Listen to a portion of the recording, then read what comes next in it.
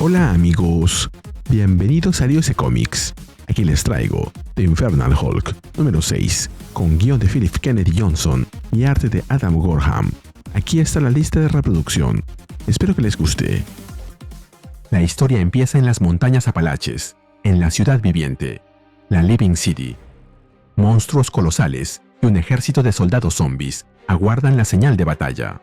Una voz pregunta por radio si se puede comenzar. Otra responde que están esperando la señal del Pentágono. En las alturas, un dragón surca el cielo. La primera voz insiste en que comenzará de inmediato, pero le advierten que no lo haga, porque la llamada llegará en cualquier segundo. Entonces llega la confirmación. Luz verde. Es hora de salvar al mundo. Una explosión lo engulle todo, y el dragón queda destruido en un instante. La torre de un castillo es destruida por el impacto. Una segunda explosión a nivel del suelo hace volar a soldados y bestias. De entre las ruinas aparece una enorme criatura con tentáculos, pero la derriban rápidamente. Sobre la ciudad, un escuadrón de armaduras similares a las Mark de Iron Man vuela mientras la voz del principio les dice a todos que no están ahí por ellos. Están ahí por él.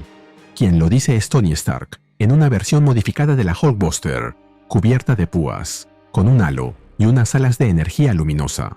Les ordena a las otras armaduras que lo encuentren. Pero del cielo llega violentamente alguien que con voz oscura responde que no hay necesidad. Infernal Hulk cae sobre una de ellas y la aplasta contra el suelo. Mientras la destroza, comenta que cuando atacó Nínive, su guerrero más imponente salió a desafiarlo.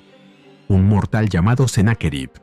Como comentario, Sennacherib fue un rey del antiguo imperio asirio, en lo que hoy es Irak, que convirtió a Nínive en una capital enorme, pero terminó asesinado por sus propios hijos en el año 681 a.C. Infernal Hulk continúa. En lugar de cuero o bronce, Sennacherib llevaba espada y coraza del mejor hierro. Pensaba que eso lo hacía invencible. Llamándolo Pequeño Sennacherib, le pregunta a Iron Man si él es invencible. Mientras tanto, en la sala de mando militar, Mr. Fantastic, Bucky Barnes y varios oficiales observan un holograma de Infernal Hulk. Uno de los militares ordena que los drones despeguen, pero otro advierte que acaba de aplastar a un soldado de $1.000 millones como si fuera una lata de refresco. Mr. Fantastic indica que la armadura Hellbooster acaba de ser fabricada y que cree que puede matar a esta versión de Hulk. Uno de los militares replica que Stark les aseguró que lo mataría, pero Reed lo corrige. Creen que lo hará. Bucky pregunta qué harán si no lo hace. Reed comenta que para eso está la Operación Linus. Bucky pregunta qué harán si Linus falla. Reed, mirando una pantalla donde Infernal Hulk corre a toda velocidad hacia Tony, sentencia que ahí es cuando dejarán de preguntar cómo ganarán. Y comenzarán a preguntar a cuántos pueden salvar. Infernal Hulk y la Hellbooster inician su combate colosal, mientras que las otras armaduras continúan enfrentándose a los monstruos. De pronto, una de las armaduras se lanza contra Infernal Hulk, pero este la destruye con facilidad, mientras ruge de ira. Todas las armaduras disparan ráfagas de energía contra Infernal Hulk, quien, sin inmutarse, le dice a Tony que puede ver que están vacías. Arremetiendo con furia y haciendo temblar la tierra, le pregunta a Tony por qué vino solo, armado solo con marionetas de hierro, cuando un ejército completo ya ha fallado. Una explosión atraviesa el terreno, destruyendo parte de la montaña. La pelea continúa, mientras que Reed, Bucky y los militares ven con alarma un masivo levantamiento sísmico y comprenden que están destrozando una placa tectónica. Iron Man le responde a Infernal Hulk que no está solo. El 20% del arsenal del mundo está dirigido a su Living City en ese momento. Agrega que se ha enfrentado a Hulks antes. Sabe que no se detendrá, sin importar cuán fuerte sea la prisión o cuán lejano esté el lugar al que lo mande. Por eso, mientras empuña la lanza que recuperó del ángel caído, ese que se creía el One Above All, añade que hizo lo único que sabe hacer, encontrar un arma y modificarla para hacer otra mejor. Y que ahora va a patear su trasero con ella. Con esas palabras, atraviesa el pecho de Infernal Hulk con la colosal lanza de energía. La sangre verde salpica mientras la bestia gruñe. Mientras ascienden, Infernal Hulk le coge una de las manos y le responde que puede verlo, que sabe por qué fue allí solo. Le propina una fuerte patada, arrancándole los brazos a la armadura y estrellándola contra la montaña. Luego se arranca la lanza del pecho y se la arroja a Tony con toda su fuerza, mientras le dice que vino solo porque sabía que esta batalla era en vano, que moriría allí y no quería condenar a otros a morir con él. La lanza de energía atraviesa el casco de Tony, clavándolo en la roca. Tony le pide a Reed que dispare las minas. Reed le advierte que las minas lo matarán, pero Tony, desesperado, le pide con un último grito que lo haga de inmediato, mientras Infernal Hulk lo golpea con uno de los brazos de la Hellbuster. En la sala de mando, Reed les explica a los demás lo que están viendo. Son minas de racimo autoexcavadoras que han estado debilitando los estratos inferiores durante días, y ahora las han detonado. Tony está enviando la ciudad de Hulk al núcleo de la Tierra. Uno de los científicos le reprocha el daño irreparable que le está causando al planeta, pero Reed responde que será mucho peor si no lo hacen.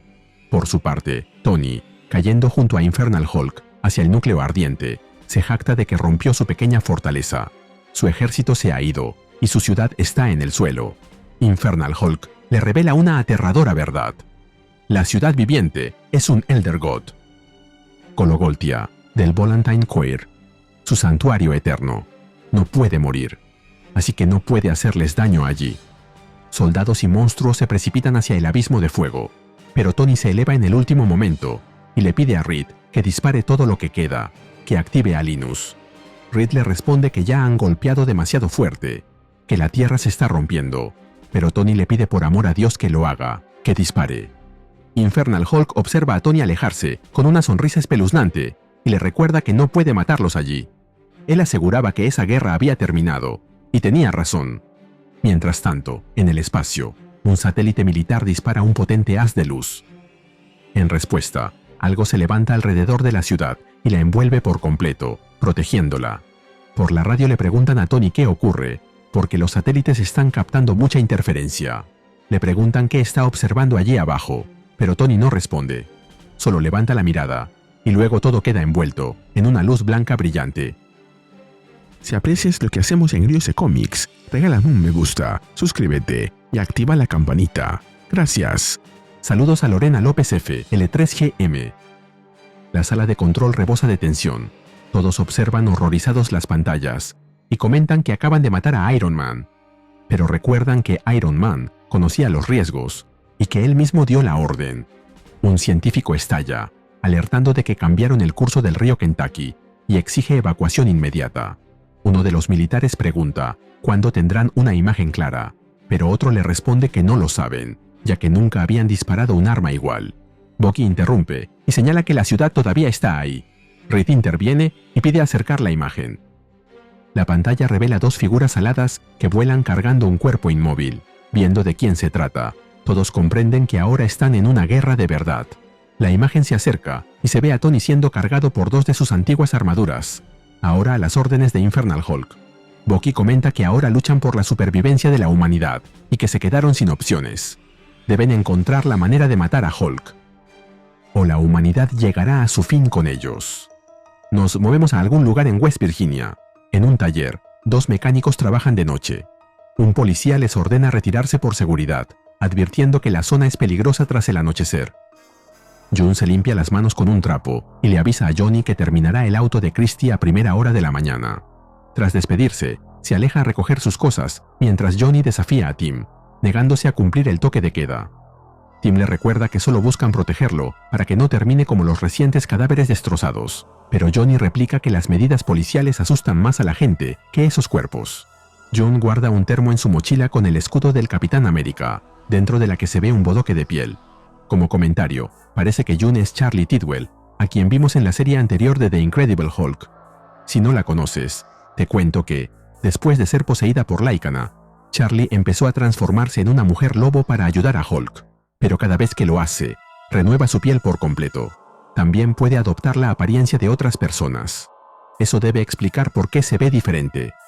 Finalmente, mientras Tim le dice a Johnny que todos deberían tener miedo, porque los monstruos ahora son reales y nadie vendrá a salvarlos, se nos cuenta que, en el próximo número, veremos Hulk contra los X-Men.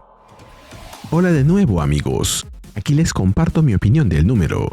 Este número me dejó con una sensación de, ok, esto ya se salió de control por completo. Siento que el conflicto principal ya no es solo detener a Hulk, O sea, es decidir cuánto estás dispuesto a sacrificar del mundo para intentarlo. Y ahí es donde Tony me pega más. Sabes que está yendo directo a morir, que él mismo lo comprende bien, y aún así sigue. No sé, me dejo pensando si esto es valentía o pura desesperación. Infernal Hulk aquí ya ni siquiera se siente como algo que puedas vencer. Y eso conecta con algo que también se siente raro, con todo lo que está pasando, donde está el resto del universo Marvel. O sea, esto debería ser un evento gigante, y aún así se siente como si estuvieran solos contra el fin del mundo. En vez de mandar a los superhéroes de uno en uno, ¿por qué no enviar a todos a la vez? Ah, verdad, cada uno está ocupado en su propia serie. Pero aquí está Reed y no están los demás. Definitivamente, Sue y Johnny podrían haber ayudado. Ben, tan o más inservible que Bucky en una situación como esta. El arte, como siempre, es de lo mejor que hay. La acción se siente caótica y pesada, como debe ser, y la pelea cumple totalmente. Y luego está ese detalle de June, que te deja con una vibra rarísima. Esta vez no salieron Bruce y Betty, así que se llevó todas las preguntas. Espero sinceramente que no corten esta serie del número 10, porque si no, ¿para qué tanto misterio con ella? Tengo esa sensación de que, por más espectacular que sea todo, Hulk simplemente sigue ganando. Como que todo esto avanza, pero al mismo tiempo me deja pensando si realmente estamos llegando a algo, o solo estamos viendo cómo todo se rompe poco a poco. ¿De verdad los X-Men van a cambiar algo, o solo van a ser los siguientes en caer? Y así llegamos al final de este video. ¿Qué te pareció este número? Dímelo en los comentarios y mandaré saludos en el siguiente video de Ryusei Comics. Nos vemos allí.